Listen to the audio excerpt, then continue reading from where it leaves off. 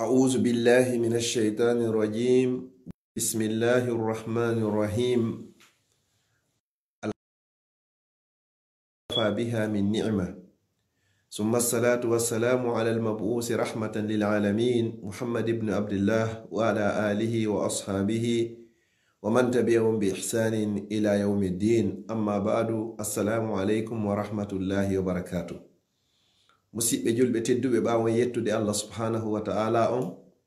ko kanko ɓuri handude e ko yettede, ko kanko wondiri o inni woson yettilange hoore ko mi nemini on kon mi wondi mi ɓeydanayi on. hayɗe yetta o Allahu subhanahu wa ta'ala ɗo hani yettirede. hara ko oɗo inni wo kala on mayɗo hara o sirkanari mo hay e hunde o naday mo aljanna, kala mayduɗo kadi e sirku o naday yiite. yo Allah dandu en maydugol e sirku, yo Allah dandu en maygol tubari, yo Allah dandu en kadi en tubugo ronka jaɓede. ɓawɗum ɗo hiɗen juula e ɓurnaɗo tagefa gon sallallahu alayhi wa sallam, kanko e ɓeygure makko e sahabaɓe makko. haray ko kanko inni en wondema kala duumiɗo e jangugol ayatal kursiyu ɓawo kala waktu mo salmini, haray ko tongimo natoygol aljanna ko mayde nden. yo Allah hokku en aljanna. haray ko o Muhammad sallallahu alayhi wa sallam ɗo kala iwtirɗo ɓawo oɗo jokki ko addi kon, haray o malama. kala wokuɗo ɗum ɗon haray o nagi. haray ko oɗo nelaɗo sallallahu alayhi wa sallam o wiyeteɗo Muhammadu alayhi salatu wassalam ɗo ko kanko wi kala horuɗo lewru sumayeɗo wondude e gomɗina e ɗaɓɓugol baraji ɗin ka Allah o yafete bakkatuji makko ɗin. ɓe maki kadi kala dariɗo naafi lewru sumayendu wondude e gomɗinal e ɗaɓɓugol baraji ɗin ka Allah, haray o yafama bakkatuji makko ɗin. ɓe maki kadi wondema kala naafuɗo jemma laylatul qadri, haray tigi tigi on Allah yafotomo bakkatuji makko ɗi o ardeni ɗin fo wondude e gomɗinal. yo Allah taw bakkatu men fappo yafama, fo muncitama, foppo wattanama e moƴƴi. yo Allah taw hara enen e mawɓe meɗen e fop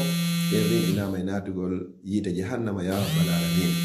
ɓawɗum ɗo hiɗen duwano ɓeygure makko nden e sahabaɓe makko ɓen fuu. ɓe e sahabaɓe makko ɓe Allah subhanahu wa ta'ala o weltani jarni, o inni laqad radiyallahu anil mu'minin, o yarlige dey ɓe gomɗinɓe ɗo fop.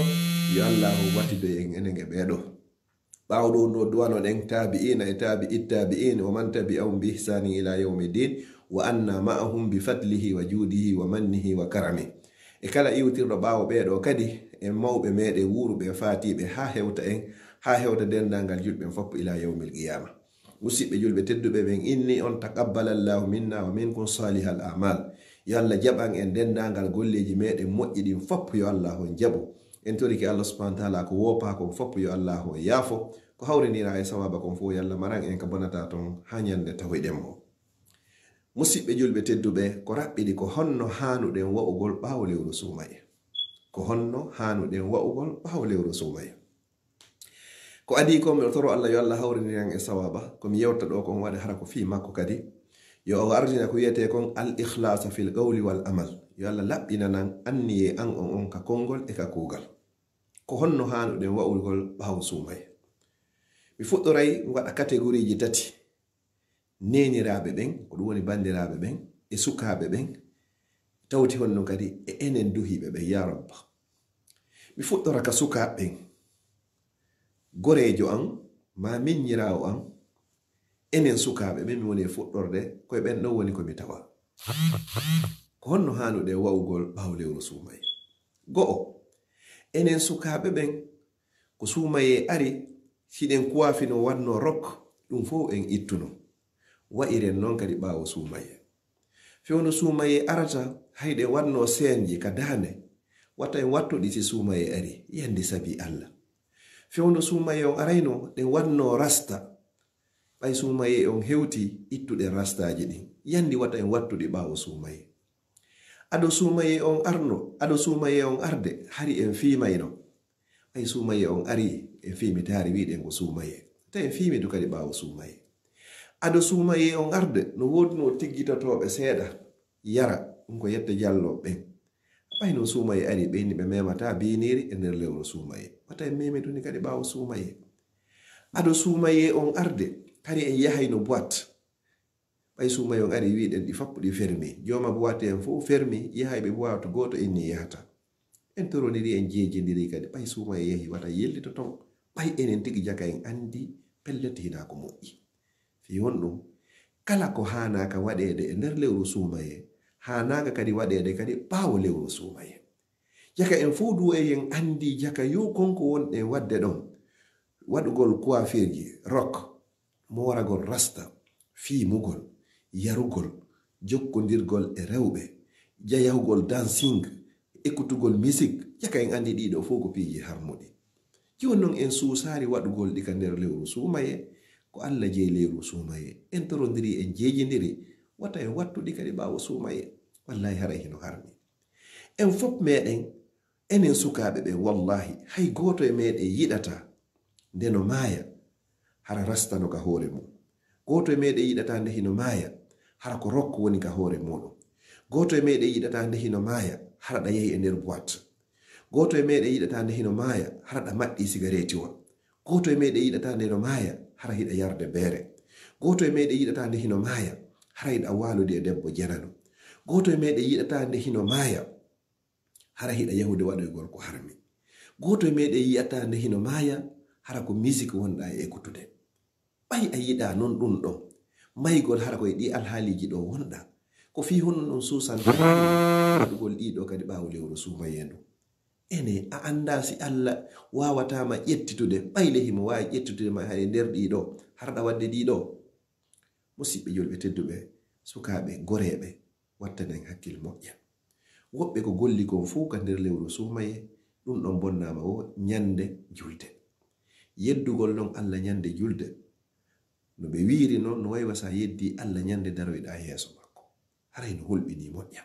Joni noon tawi yiltito e ɗi bakkatuji ɗi wonnoɗen wadde ado e sumaye toriɗen Allah subhanahu wa ta'ala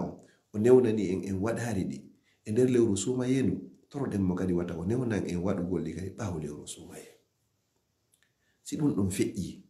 ko ono yo bandiraɓe am tedduɓe teddirɓe l'islam neniraɓe ɓe Allah tagi waɗi bani adama o waɗari on kulle o tagi on o waɗi on bani adama o timmini tagu muɗum. Mo wawno non hara tagu ngo timma ma o timmina tagu ngo ronka jonnugol on jallam. Wallahi ɗon ka sumaye ɗo mi yiyayno jiwɓe no ɓorni coñji l'islam wallahi a tawa heno foti. Dara tawa jaka sonnajo ngari makko ngin fu mbadi makko ɓurni fodni fu so ƴetti coñji dina. Allah subhanahu wa ta'ala woni ko teddi haray ko ayyo bandirawo an tedduɗo ado sumaye ka sumaye arno tiggare tori kema mi jejima wata ittitu tiggare ɓawo sumaye. Ko ayyo bandirawo tedduɗo ado sumaye ko a mortonoɗo mes sumaye ari sanjuɗa ittuɗa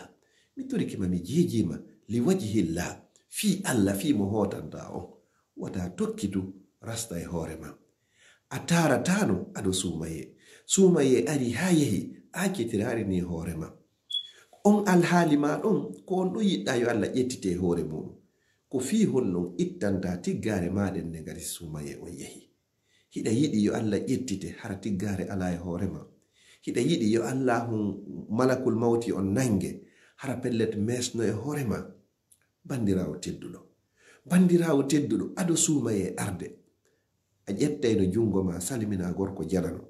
lunnodira e gorko janano waɗanamo bisu weddo don ɓawo sumaye ari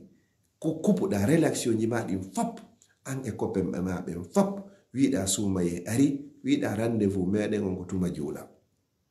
e nder lewru sumaye ndin fu a windanari koppen joma message harmuɗo a yewtidari e koppen joma e téléphone aranda on waɗa rendez-vous ay sumaye on ari ko fi hon ɗum kadi yellitantoɗa e konko harmi ko fi hon ɗum salminantamo ko fi hon ɗum windantamo message d'amour ko fi hon ɗum waɗanta rendez-vous an e makko weddoto hiɗa yiɗi hara ko an e koppenjo ma on joɗoɗi mayde nden ara nangama ɗon ko on ɗo wiyoyta joomi maɗa yowmal qiyama. Bandirawo tedduɗo ƴettuɗa jonji l'islamu timmuɗi e nder lewru sumaye ino labanama Allah no weltanima julɓe Allah ɓen fo no weltanima nelaɗo sallallahu alaihi wasallam no weltanima ko fi hon non accitanta non ka Allah yiɗi yarli ɗon ka o weltanima ɗon ɓawo sumaye yahude waɗa piiji ɗi Allah yiɗa yarɗaki ta yiltito e ɗin ɗon toro Allah neɗɗo fo neɗɗo ko toroto ko yo Allah okku ɗum battane moƴƴo ɗo tawa e muɗum nde mo ƴettitama nde hiɗa maaya hara koye hoore dewal hara koye hoore ko moƴƴi woni ko mayɗa goto e meɗe yiɗa mayoygol hara no yehi boite goto e meɗe yiɗa mayoygol hara hino yehi fubboyagol kañum e worɓe janano goto e meɗe yiɗa mayoygol hara no yehi fubbagol no ɓoori hakkunde worɓe janamɓe no wondi e jaatigiɓe muɗum hara ko hoore Allah yiɗa yarlaki wallahi goto e meɗe yiɗa mo be meɗen ko yiɗi ko foti nde hino maaya hara hiɗa hoori nde hiɗa maaya hara hiɗa juulude nde hiɗa maaya hara hiɗa jangude nde hiɗa maaya hiɗa yaade jokkere enɗan nde hiɗa maaya hara hiɗa sujjani Allah nde hiɗa maaya hara hiɗa ittude sadaka ko ɗiɗo woni ko yeli ɗen kono goto e meɗen yiɗa yelaaki yiɗa fewel torta maygol e hoore ko woni kon musidɓe julɓe tedduɓe teddirɓe l'islam eto ɗen wakkilo ɗen wonen ɓaawo suumaye on wono wonirnoɗen non e nder suumaye si ɗum ɗon feƴƴi musidɓe julɓe tedduɓe ko honno hanuɗen kadi wonirgol ɓaawo lewru suumaye ndin fuu mi etoto no hara mi woopari julde jama ka juulirde ayo mi etoɗo kadi e nder waktuji ɗin jowi hay si tawi ara ko ɗiɗi ma tati mi heɓa julde jama ka jamiu e nder lewru suumaye ndun fuu mi woopari naafilo ngo hay si mi naafoyaari ka jamiu kono pellet mi innayi mi hoorata mi ronka naafugol awa eto heɓa naafilo hay si tawi ko darɗe ɗiɗi ka suuduma ɓaawa juulude geeƴe aɗu subaka salminede noddinanede e nder lewru suumaye ndun fuu wontano ñallal timmugal a jangari alqur'an awa ɓaawo suumaye kadi yahude eto hay si tawi ko sengo woto e nder alqur'ana woni ko janguɗa e nder lewru suumaye ndun ka on tigi yi'uno ma wo hiɗa wiide astaghfirullah wa atubu ilay hiɗa wiide subhanallahi wa bihamdi hiɗa wiide subhanallahi wa bihamdi subhanallahi alazim hiɗa juulude nelaɗo sallallahu alayhi wa sallam hiɗa wi'ude la ilaha illallah hiɗa wiide subhanallah hiɗa wi'ude alhamdulillah hiɗa wiide allahu akbar hiɗa wi'ude la hawla wala quwwata illa billah hiɗa wi'ude hasbunallahu wa ni'mal wakil hiɗa wi'ude ya hayyu ya qayyum ya zal jalali wal ikram dendangal jantoreji ɗin fam si suumaye on kadi yehi hay tawi ko gabe ka sappo eto heɓa nde salminɗa subaka wo ma kala waktu mo salminɗa ma tendini sa salmini alansara ado suumaye on e nder suumaye on fuu hari a waɗayno askaru sabahi wal masa du'awji jangeteɗin bimbi e du'awji jangeteɗin kikiɗe si suumaye kadi yehi eto waɗaɗi ko ɗi hiwayma wonata sabu ko hiwma ko aynuma ko reenuma ko danduma musidɓe julɓe tedduɓe e nder lewru suumaye ndun fuu a jokkayno enɗan noddugol ɓe annasi ɓe humi e jam e nder lewru suumaye a naɓayno sunna katiji a jokkayno enɗan okkoraɓe si suumaye yehi kadi noddu humpitoɗa musidɓe ma musidal woɗɗuɓe e ɓadiɓe e sabuli e karamokoɓe e talibaɓe humpitoɗa ɓe ko baraji wodanma kala jokkuɗo enɗan Allah jokkay fi makko kala taƴuɗo enɗan Allah taƴay fi makko yo Allah danden en tawede ɓenɗo ɓawo nder lewru suumaye ndun fuu a wurnitirno suudu ma no galleji maɗi heɗagol qur'an misigi huɓɓata nder ton ko qur'ana tun faƴɓe yo jangu yoɓe juulu yoɓe naafu yoɓe ekkite horugol ɗum ɗon kadi ekkituɓe kadi haysi suumaye on kadi yehi yo Allah yaafo mawɓe meɗen mawɓe Fuuta Ñalo ekkitiraynoɓe en horugol humugol ngol humere nden e talawasi e ɗowtitere si ɗum ɗon feƴƴi ɓenna ya horo e kala tenere e alkamisare si ɗum ɗon feƴƴi ɓenna ya horo hande acca jango si ɗum ɗon feƴƴi ɓenna joni kono ka waɗɗike ma ko ɓe timmina yo Allah yaafo ɓe mawɓe sincannoɓe nun ɗo tawata ko sincakon ko hoore ko selli yo Allah yaafo fatiɓe ɓoynida en e wuro ɓen musidɓe julɓe tedduɓe Allah jeynoɗo lebbi ɗin ado suumaye ko on joyi lewru suumaye Allah jeynoɗo suumaye ko on kadi jeyi juldano Allah himo yiɗi rewede e lebbi ɗin fop foti ko suumaye foti hara hina suumaye musidɓe julɓe tedduɓe dewe ko waɗaynoɗa kon fuu e nder lewru suumaye haysi tawi a wawata wadde ɗe fuu majje ɓawo lewru suumaye kono waɗi haysi tawi ko feccere majje ma ɗum enkare e majje nafaynoɗo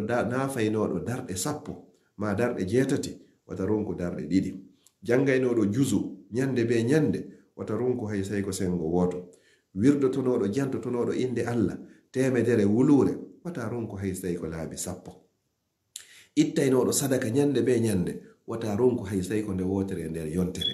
juulay noɗo jemma wo nyalorma wo wata runku hay so tawi ko darɗe ɗiɗi hay so tawi ko suwannuɗa o watibje ɗen e darɗe ɗiɗi ɓawo geeƴe andu sa juuli geeƴe e julde jama ka jamiu ida mari baraji o nafuɗo feccere jemma sa juuli julde subaka ka jamiu julde jama ida mari ma baraji nafuɗo jemma on fuu hay so tawi hara ko ɗum ɗo wawɗa wadde hara yatawama e wurnituɗum ɓen jemmaji ɗin a itteno sadaka huntingol horuɓe ittangol ananuɓe andeji jantagol miskin dankagol miskin e dankagol alyatima si tawi sumaye on feƴƴi kadi andu han joni alyatima hino woodi andu han joni miskin hino woodi andu han joni tampuɓe hino woodi andu han joni hanaɓe okkorede no woodi hanaɓe holtinede hino woodi hanaɓe honnede hino woodi hanaɓe nyawndede hino woodi hanaɓe surrede hino woodi moƴƴere nden kadi nde taƴata ko wa'budu rabbaka hatta ya'tiyakal yaqin rew joomi ma hatuma nde mayɗen nden arma nelaɗo sallllahu alayhi wa sallam ko ɓe yi makka ɓe seeni madina ko ɓe adino wasiyade yimɓe ɓen ɓe waajoɓe ɓe maaki ayyuhan nas kono yimɓe afsu salama sakite salminagogi wa atimu ta'ama nyammine nyameteje wa sallu bil layli wan nasu niyam juulon jemma hara yimɓe ɓen fappo hino ɗaani wo tadkhulul jannata bisalam on naatay aljanna wondude e kisiyal hara hiɗon hisi musidɓe julɓe tedduɓe miɗo toro Allah subhanahu wa ta'ala on tabintinnoɗo en bandiraɓe meɗen neniraɓe meɗen sukkaɓe meɗen o tabintini en e nder lewru sumaye ɗum mi toriki Allah yo tabintin en kadi ɓawo lewru sumaye mi toriki Allah subhanahu wa ta'ala on añinnoɗo en waɗugol ko harmi kon e nder lewru sumaye mi toriki Allah yo añin en ɓuri ko añinno en waɗugol ko harmi kon e nder lewru sumaye ɗum ɓawo sumaye kadi mi toriki Allah subhanahu wa ta'ala bakkatuji ɗi accunoɗen fuu waɗugol e nder sumaye mi toriki Allah yo Allah dandu en ruttade e majji ɓawo sumaye kala dewe ko waɗa en ɗen e nder lewru sumaye yo Allah newnan en wawi waɗugol wa majje ma ɓuri majje ɓawo lewru sumaye anditeɗo tawade mandeji wondema dewal magal moƴƴere ko waɗɗa ko jaɓama a wadde moƴƴere kadi ɓurde moƴƴude nden ɓawo nden ɗon kadi hara moƴƴere nden ko moƴƴere kadi jokkintinta ko ɗum holli haray dewal magal ngal jaɓama ko ɗum ɗo mi falano andintinde mi toriki Allah subhanahu wa ta'ala yo Allah dawno en sumayeji ɗuɗuɗe wondude e balɗe e cellal wondude kadi e newnanede horugol yo Allah taw hara en heɓuno jemma laylatul qadri on ko wonno ko ɓawo caméra hum moɗon ɗo ka page meɗen Facebook lawol kisal ko musidɗo moɗon Abdallah Diallo Brixel wassalamu aleykum wa rahmatullahi wa barakatuh